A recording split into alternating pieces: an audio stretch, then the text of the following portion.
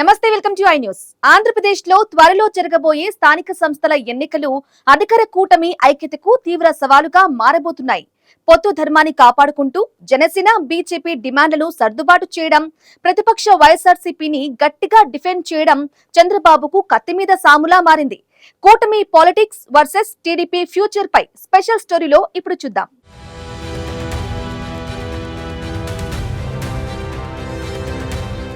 ఆంధ్రప్రదేశ్ రాజకీయం ప్రస్తుతం అత్యంత ఆసక్తికరమైన మలుపు తిరుగుతుంది. తెలుగుదేశం పార్టీ అధినేత, రాష్ట్ర ముఖ్యమంత్రి నారా చంద్రబాబు నాయుడికి తన సొంత పాలనాపరమైన పెర్ఫార్మెన్స్ను ప్రజల్లోకి తీసుకువెళ్లడం ఎంత ముఖ్యమో అంతకంటే క్లిష్టమైన విషయంగా కూటమిలోని భాగస్వామ్య పక్షాలను సమన్వయం చేసుకోవడం తయారైంది.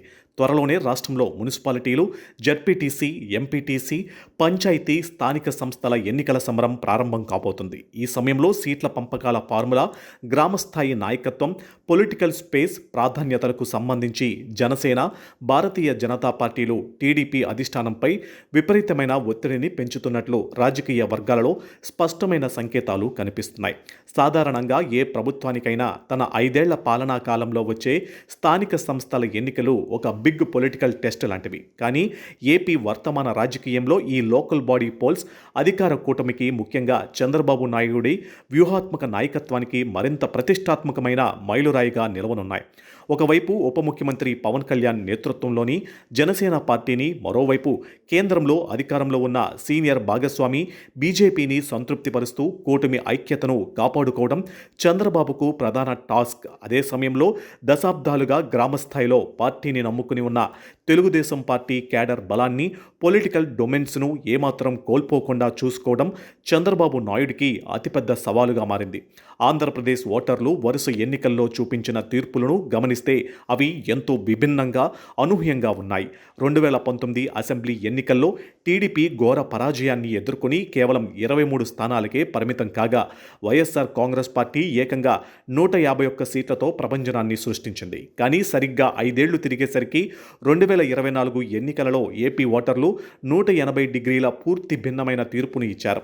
టీడీపీ, జనసేన, బీజేపీ కూటమికి చారిత్రాత్మక విజయాన్ని అందిస్తూ వైఎస్ఆర్సీపీని కేవలం 11 అసెంబ్లీ స్థానాలకే పరిమితం చేశారు. అయితే అసెంబ్లీలలో ప్రతిపక్ష వైఎస్ఆర్సీపీ బలం 11 సీట్లకు పడిపోయినప్పటికీ ఆ పార్టీ ఓటు బ్యాంకు మాత్రం పూర్తి స్థాయిలో కరిగిపోలేదన్నది గ్రౌండ్ రియాలిటీ.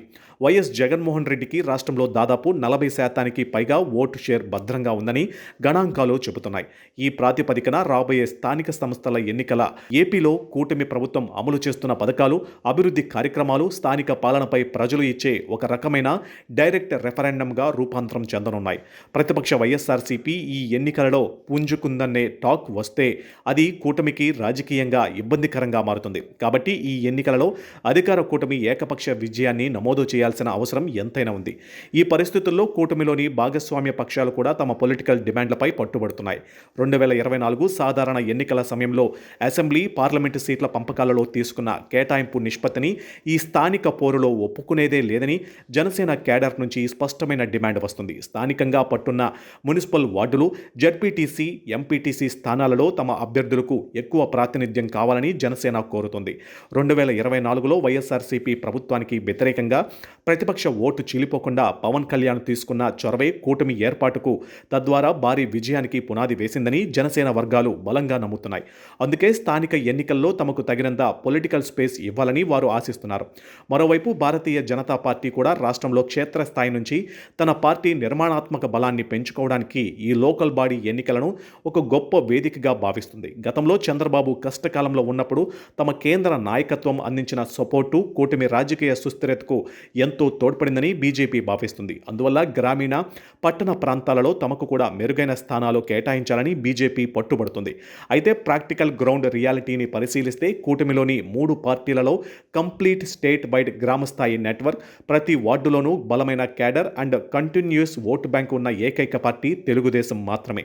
జనసేన లేదా బీజేపీలో కొన్ని నియోజకవర్గాలలో బలంగా ఉన్నప్పటికీ రాష్ట్ర వ్యాప్తంగా అన్ని స్థానిక సంస్థల స్థానాల్లో బలమైన స్వతంత్ర అభ్యర్థులను నిలబెట్టే స్థాయిలో ఆ పార్టీల నిర్మాణాత్మక వ్యవస్థలు ఇంకా పూర్తి స్థాయిలో విస్తరించలేదు. ఈ నేపథ్యంలో మిత్రపక్షాల ఆశలను గౌరవిస్తూనే సొంత పార్టీ మూలాలను దెబ్బతీసుకోకుండా టీడీపీ ఎంతవరకు సీట్లు త్యాగం చేయాలనేదే చంద్రబాబు ముందున్న అతిపెద్ద సవాలు.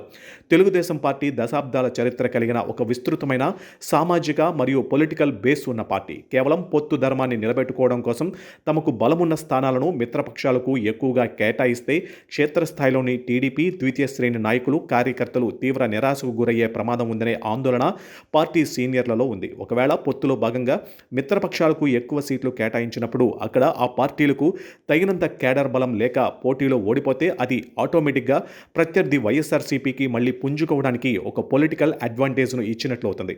మరోవైపు ఒకవేళ టీడీపీ సీట్ల కేటాయింపులో కఠినంగా వ్యవహరించి మిత్రపక్షాలకు తక్కువ సీట్లు కేటాయిస్తే కూటమిలో అసంతృప్తి పెరిగి గ్రామస్థాయిలో కేడర్ మధ్య వైఫల్యాలు తీవ్రమయ్యే ప్రమాదం ఉంది. ఇక ఈ రెండు విభిన్నమైన పరిస్థితులను బ్యాలెన్స్ చేయడమే చంద్రబాబు నాయుడు రాజనీతికి నిజమైన పరీక్ష. కొంతమంది పొలిటికల్ అనలిస్టులు అభిప్రాయం ప్రకారం పంచాయతీలు లేదా కొన్ని మున్సిపాలిటీలలో కూటమి శ్రేణుల మధ్య విభేదాలు రాకుండా ఫ్రెండ్లీ కాంటెస్ట్కు అనుమతించడం కూడా ఒక ప్రత్యామ్నాయ వ్యూహంగా చర్చకు వస్తుంది. ఏది ఏమైనప్పటికీ రాబోయే స్థానిక సంస్థల సమరంలో కూటమి అభ్యర్థుల మధ్య అంతర్గత ఘర్షణలు రాకుండా చూడడం, పార్టీల మధ్య సీట్ల పంపకాల ఫార్ములాను సమర్థవంతంగా అమలు చేయడం ద్వారా మాత్రమే కూటమి తన విజయావకాశాలను సురక్షితంగా నిలుపుకోగలదు. అసెంబ్లీ ఎన్నికల్లో సాధించిన చారిత్రాత్మక విజయాన్ని స్థానిక సంస్థల్లో కూడా పునరావృతం చేస్తూ మిత్రపక్షాల ఆకాంక్షలను, సొంత పార్టీ భవిష్యత్తును కాపాడుకోవడం చంద్రబాబు నాయుడు పొలిటికల్ మేనేజ్మెంట్ పైన పూర్తిగా ఆధారపడి ఉంది.